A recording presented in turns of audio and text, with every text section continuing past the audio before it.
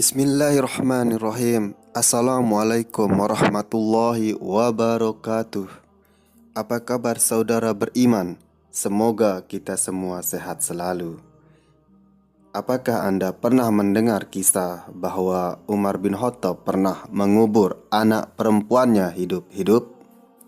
Dan yang jadi pertanyaannya, apakah kisah ini benar atau palsu? Untuk memastikan kebenaran kisah ini, mari kita simak jawaban dari Dr. Sholih Al-Utsaimin, dosen Universitas Islam Imam Muhammad bin Saud.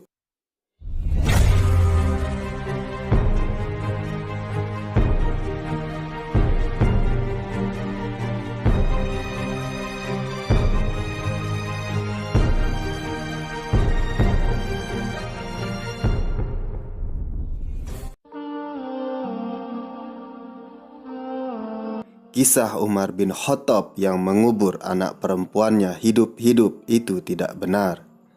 Memang persepsi itu muncul dari kebanyakan khatib atau da'i bahwasanya Umar bin Khattab telah mengubur putrinya hidup-hidup pada masa jahiliyah. Dan kita semua mendengarkan kisah tersebut melalui mimbar-mimbar dalam sesi-sesi kuliah dan ceramah. Singkat kisahnya yang tersebar pada masyarakat adalah bahwa Umar bin Khattab suatu hari tengah duduk bersama para sahabat yang lain. Kemudian tiba-tiba ia tertawa ringan, lalu kemudian ia menangis. Salah seorang bertanya padanya, "Apa yang telah terjadi, wahai Umar?" Umar menjawab, "Dulu pada saat jahiliyah, kami membuat berhala sesembahan dari adonan roti. Kemudian suatu saat kami memakannya. Itulah sebabnya aku tertawa. Adapun sebab tangisku, karena dulu aku punya putri kecil dan aku terobsesi untuk menguburnya. Kemudian ku ajak dia pergi dan aku menggali untuknya sebuah liang lahat. Padahal pada saat itu ia menarik-narik jenggotku, tapi aku segera menguburnya hidup-hidup." Realita kisah ini tidak relevan dan orang-orang yang menyebarkan kisah ini harus bertanggung jawab, karena sebenarnya kisah ini direkayasa dan disematkan kepada Amirul Mukminin Umar bin Khattab radhiyallahu anhu.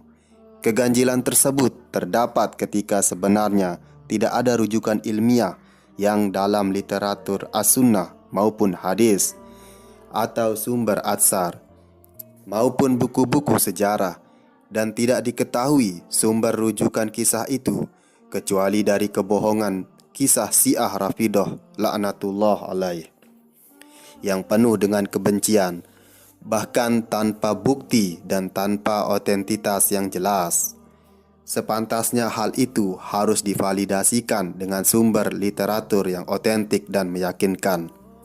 Namun kita tidak memiliki sumber referensi yang valid yang mengatakan bahwa Umar benar-benar mengubur anak perempuannya hidup-hidup. Kepalsuan kisah ini semakin jelas, antara lain dengan analisa berikut ini.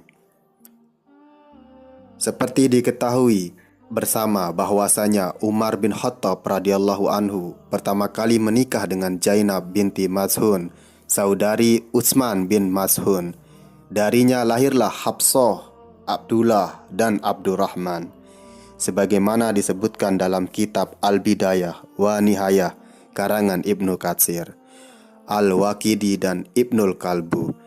Hafsah lahir 5 tahun sebelum kerasulan, sebagaimana dinukil dari kitab Al-Mustadrak dan lainnya.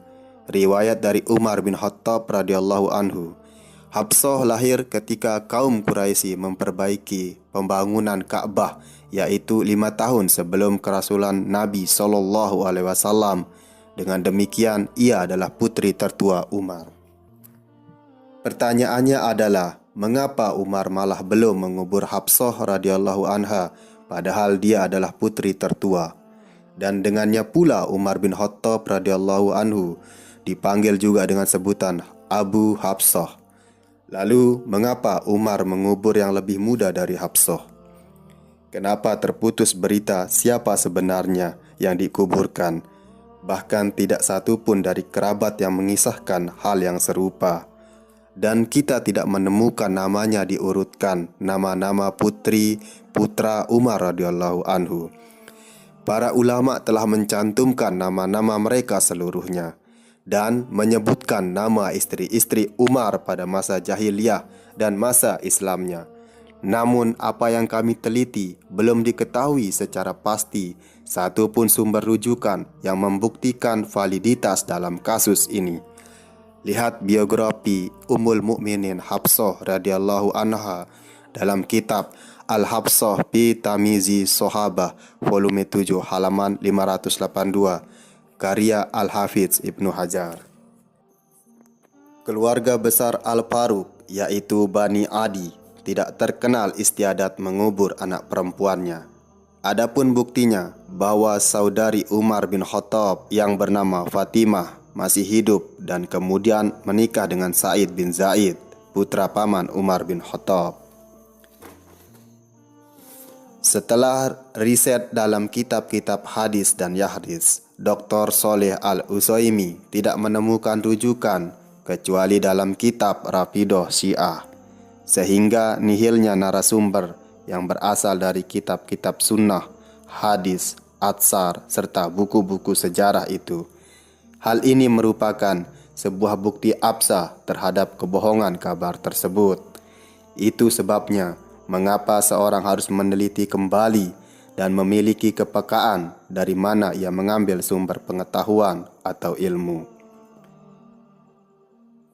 Syekh Utsman Al-Khamis dalam ceramahnya mengatakan, riwayat yang menyampaikan kisah Umar bin Khattab radhiyallahu anhu mengubur seorang bayi perempuannya hidup-hidup itu dari Jabir Al-Ju'fi, di mana Jabir Al-Ju'fi adalah seorang Syiah Rafidah dan pendusta.